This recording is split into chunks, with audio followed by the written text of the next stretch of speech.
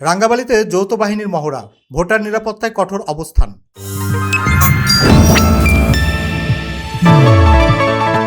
আসন্ন ত্রয়োদশ জাতীয় সংসদ নির্বাচনকে সামনে রেখে পটুয়াখালী রাঙ্গাবালী উপজেলার চরমন্তাজ ইউনিয়নে যৌথ বাহিনীর বিশেষ নির্বাচনী মহড়া অনুষ্ঠিত হয়েছে।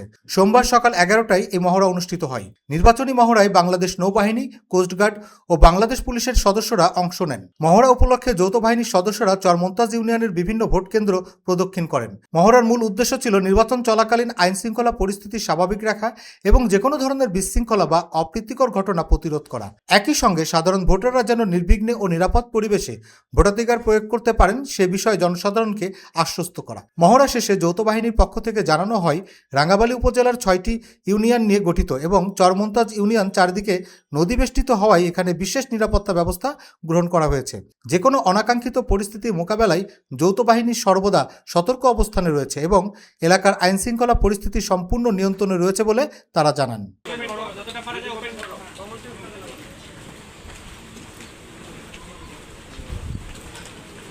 সবাই সামনে থেকে ডিসটেন্স মেইনটেইন করেন।